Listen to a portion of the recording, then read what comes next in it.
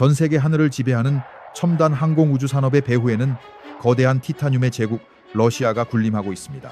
여러분은 보잉이나 에어버스 같은 세계적인 항공사들이 전투기나 여객기를 제작할 때 러시아의 눈치를 살펴야 했다는 사실을 알고 계셨습니까? 이것은 과장이 아닙니다. 실제로 전 세계의 항공우주용 고순도 티타늄 공급량의 무려 30%가량을 러시아라는 단 한 나라가 독점적으로 장악하고 있었기 때문입니다. 러시아의 공급이 끊기면 전 세계 하늘길이 막힐 수도 있다는 공포가 지배하던 시절이었습니다. 그런데 놀랍게도 그 강력한 티타늄 대국 러시아가 수십 년 동안 수조 원의 예산을 쏟아부으며 연구하다가 결국 이건 도저히 안 되겠다며 두 손 두 발 다 들고 포기해버린 전설적인 기술이 하나 있습니다.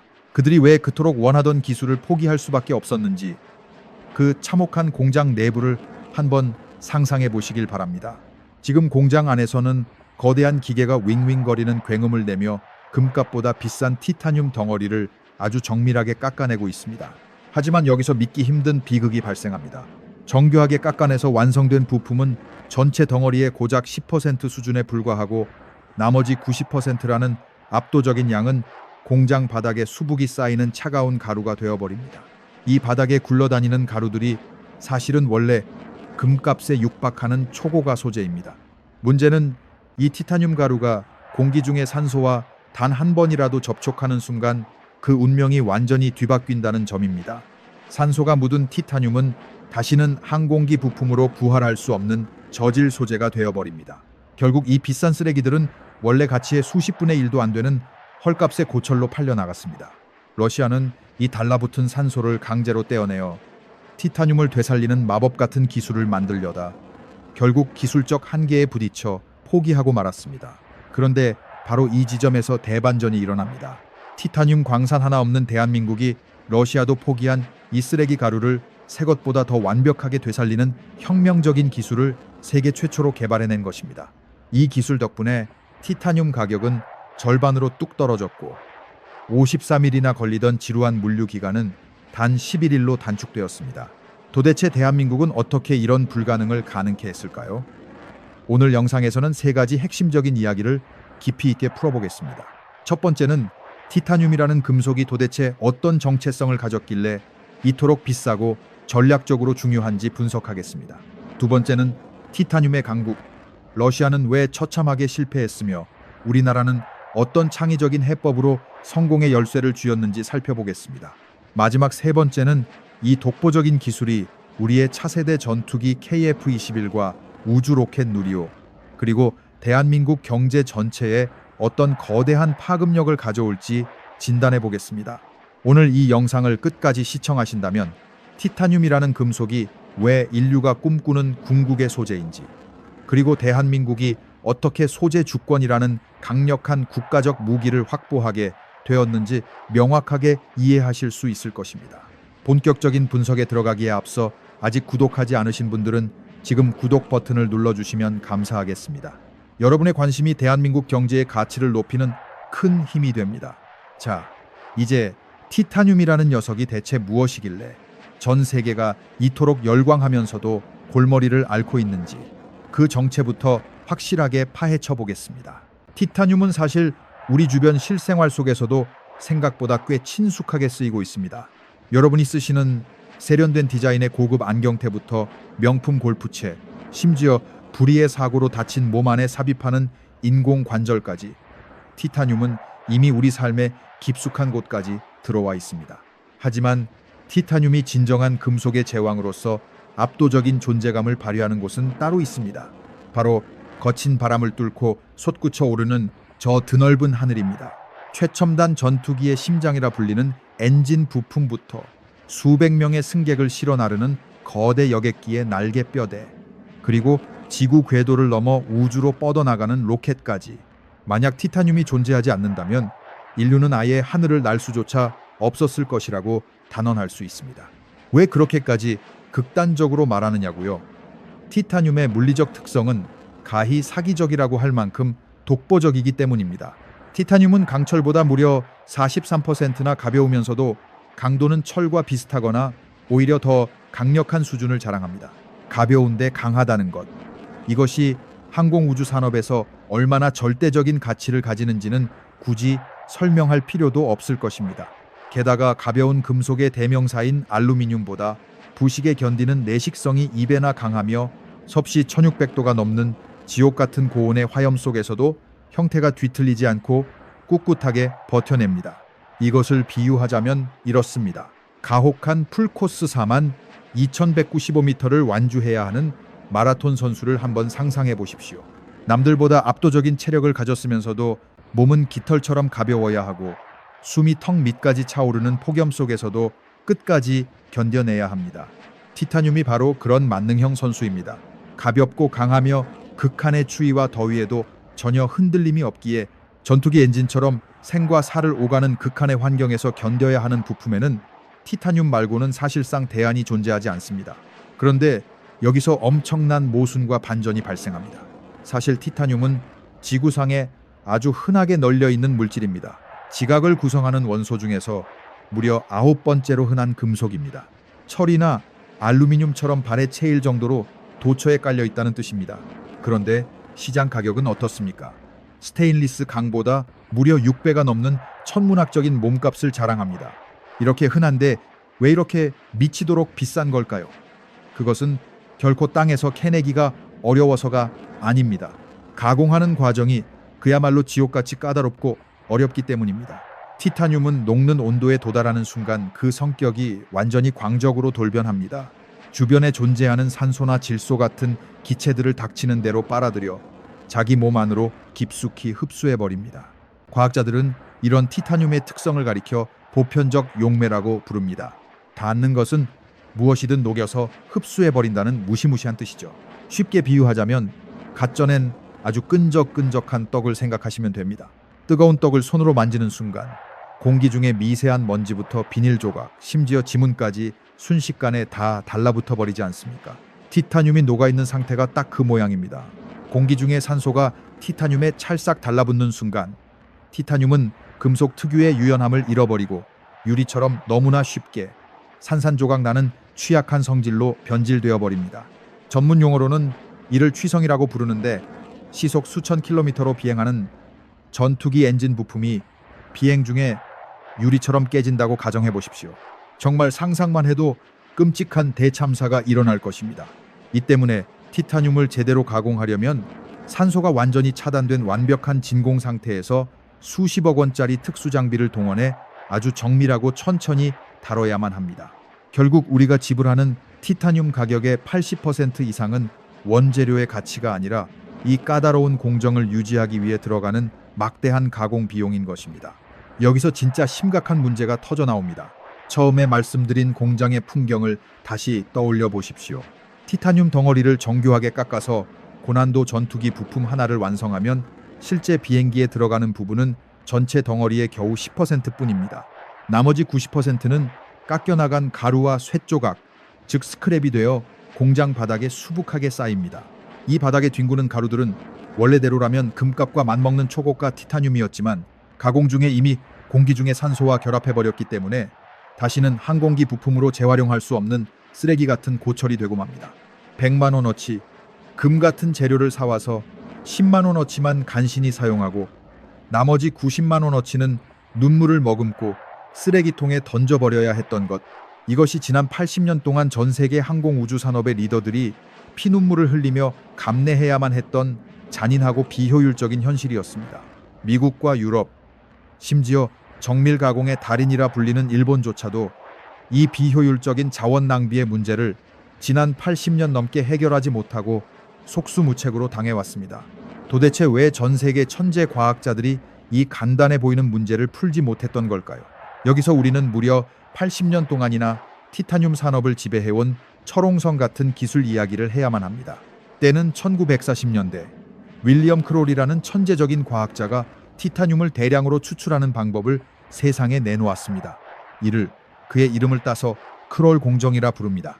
이 방식은 티타늄 광석을 염소가스로 처리해 사염화 티타늄을 만들고 이를 거대한 용기에 집어넣어 마그네슘과 격렬하게 반응시켜 티타늄 스펀지를 뽑아내는 방식입니다. 복잡한 화학 용어는 다 잊으셔도 좋습니다. 중요한 사실은 1940년대에 탄생한 이 구석기 유물 같은 방식이 2024년 현재까지도 전 세계 티타늄 생산의 표준이자 절대적인 법칙으로 군림하고 있다는 점입니다. 80년이나 지났는데 아직도 이 고전적인 방식을 쓴다는 것, 그것은 티타늄이라는 금속의 가공 난도가 그만큼 인류의 상상을 초월할 정도로 지독하다는 반증입니다. 하지만 이 위대한 크롤 공정에는 치명적인 약점이 두 가지나 있었습니다. 첫째, 공장을 24시간 멈추지 않고 돌리는 연속 생산이 아예 불가능합니다. 한 번 반응이 끝나면 거대한 용기를 통째로 식혀야 하고 굳어버린 티타늄을 기계로 일일이 부수어서 꺼내야 합니다. 비효율의 극치죠. 둘째, 이게 더 심각한 문제인데 오직 세광석을 이용한 신제품만 만들 수 있습니다. 아까 공장 바닥에 버려지던 그 90%의 비싼 가루들, 즉 스크랩은 이 공정으로 절대 재활용할 수 없습니다. 이미 산소라는 치명적인 독에 중독되어 있기 때문입니다. 이를 알기 쉽게 비유해 보겠습니다. 여러분이 수백만 원짜리 명품 정장을 입고 있는데 실수로 그곳에 진한 커피 얼룩을 쏟았다고 상상해 보십시오. 크롤 공정이라는 곳은 오직 새 정장만 만들 줄 아는 공장이라서 커피 얼룩이 묻은 옷은 아예 거들떠보지도 않습니다. 무조건 쓰레기통에 버리고 새로 사라고만 말합니다. 그래서 전 세계 항공우주 산업은 지난 80년 동안 피 같은 예산을 들여 비싼 새 정장만 사고 아주 살짝 얼룩이 묻은 옷들은 눈물을 머금고 헌옷 수거함에 던져버려야 했던 것입니다. 그렇다면 이 아까운 얼룩을 지우려는 시도가 전혀 없었을까요? 당연히 있었습니다. 그리고 그 선두에 서서 수십 년간 사투를 벌였던 나라가 바로 과학 강국 소련, 즉 지금의 러시아였습니다. 러시아는 명실상부한 티타늄 기술의 종가이자 선구자였습니다. 세계 최초로 거대한 잠수함 전체를 티타늄으로 떡칠한 알파급 잠수함을 만들어낸 나라가 바로 그들입니다. 러시아 과학자들은 생각했습니다. 플라즈마라는 초고온 에너지를 쓰면 되지 않을까? 플라즈마는 기체에 엄청난 에너지를 가해 원자들을 쪼개서 전기를 띤 상태로 만든 것으로 번개나 태양 표면 같은 상태를 말합니다.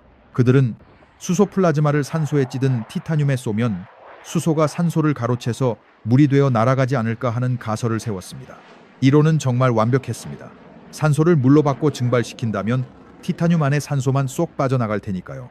하지만 실제 실험 결과는 처참한 실패였습니다. 산소가 빠져나간 바로 그 자리에 이번에는 수소가 흉악한 독으로 변해 박혀버린 것입니다. 수소가 티타늄 입자 사이에 박히면 티타늄은 유리처럼 바스라지는 수소 취성 상태가 됩니다. 비유하자면 커피 얼룩을 지우려고 강력한 세제를 썼는데 얼룩은 지워졌지만 독한 세제 성분이 옷감을 다 녹여버려 옷을 못 입게 만든 꼴입니다. 당시에 러시아 기술로는 이 플라즈마의 온도와 반응을 1초 단위로 정밀하게 조절할 능력이 없었습니다. 산소만 떼어내고 남은 수소는 다시 빼내야 하는데 그 기술적 벽을 끝내 넘지 못했습니다. 결국 세계 최강의 티타늄 대국 러시아는 공식적으로 이 연구를 포기하고 관련 서류를 영원히 서랍 속에 봉인해버렸습니다. 플라즈마로 티타늄을 정련하는 건 인류의 기술로는 안 된다는 결론을 내리고 그냥 비싸더라도 확실한 크롤 공정의 덩치만 키우기로 한 것입니다. 이것이 바로 러시아도 포기한 기술이라는 말이 나온 배경이며 전 세계가 이 분야를 불가능의 영역으로 치부했던 이유입니다. 세계 최고의 기술 대국이라 자부하던 러시아가 절망하며 던져버린 그 실패의 기록을 다시 집어든 이들이 있었습니다. 바로 경상남도 창원에 위치한 대한민국 정부 출연 연구기관 한국재료연구원 줄여서 킴스의 연구진입니다. 이들은 전 세계가 불가능하다고 선을 그어버린 바로 그 지점에서 인류 역사상 가장 창의적인 역발상을 시작했습니다.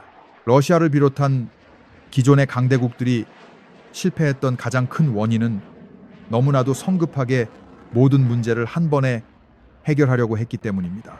플라즈마를 쏘아 산소를 떼어내는 동시에 완벽한 제품을 만들려다 보니 수소 취성이라는 덫에 걸려버린 것이죠.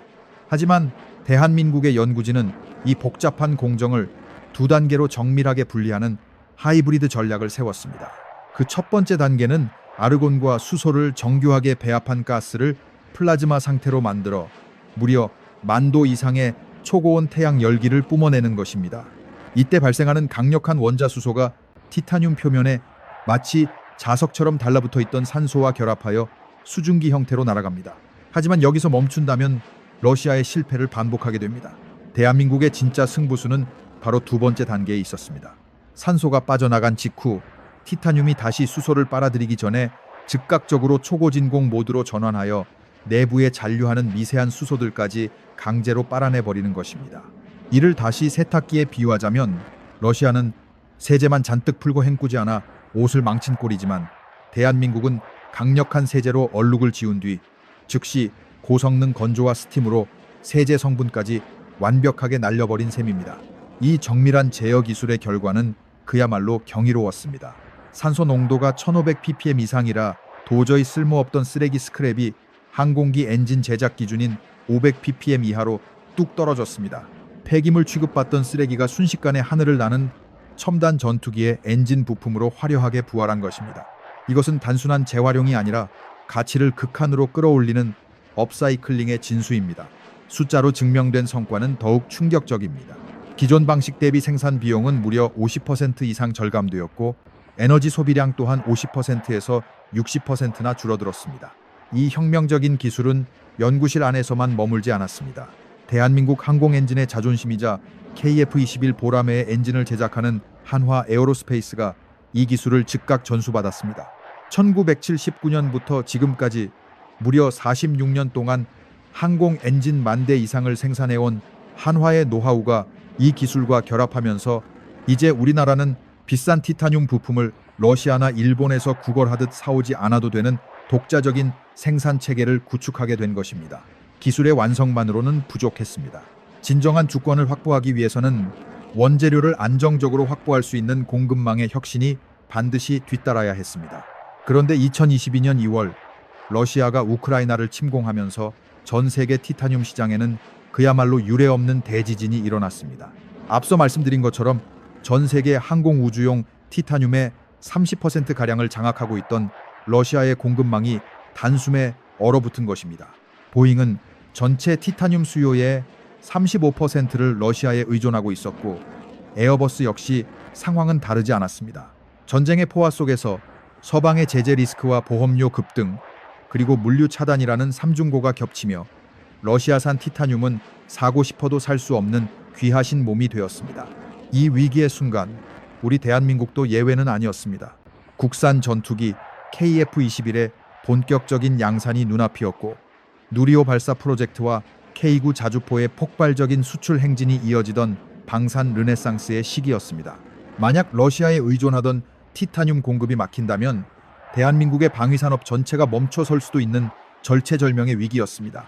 과거에는 러시아 상트페테르부르크나 흑해 연안에서 배에 실린 티타늄이 수에즈 운하를 거쳐 부산항에 도착하기까지 무려 40일에서 53일이라는 기나긴 시간이 소요되었습니다. 거의 2달 가까운 세월을 바다 위에서 보내야 했던 것입니다. 하지만 대한민국 정부와 기업들은 이 위기를 정면으로 돌파하기 위해 카자흐스탄으로 눈을 돌렸습니다. 세계 2위권의 티타늄 매장량을 자랑하는 카자흐스탄의 UKTMP 공장과 손을 잡은 것입니다. 단순히 거래처를 바꾼 수준이 아닙니다. 대한민국은 물류 루트 자체를 완전히 새로 개척하는 물류 대혁명을 단행했습니다. 카자흐스탄 생산지에서 카스피의 항구까지 철도로 이동한 뒤 아제르바이잔과 조지아를 거치거나 혹은 중국 웬윈강까지 철도로 직송한 다음 배를 타고 인천이나 부산으로 들어오는 이른바 범카스피해 국제 수송로를 뚫어낸 것입니다. 그 결과는 그야말로 경이로웠습니다. 기존에 53일이나 걸리던 수송 기간이 단 11일로 단축되었습니다. 무려 80%에 달하는 시간 절감을 이뤄낸 것입니다. 이제 더 이상 막대한 재고를 쌓아두기 위해 창고 비용을 낭비할 필요가 없어졌으며 급박한 방산 수요에도 즉각적으로 대응할 수 있는 기동성을 확보하게 되었습니다. 독자적인 스크랩 재활용 기술과 카자흐스탄 직수입 루트라는 두 개의 강력한 엔진을 장착한 대한민국은 이제 러시아산 티타늄 의존도를 0%로 만들 수 있는 무시무시한 체력을 갖추게 된 것입니다.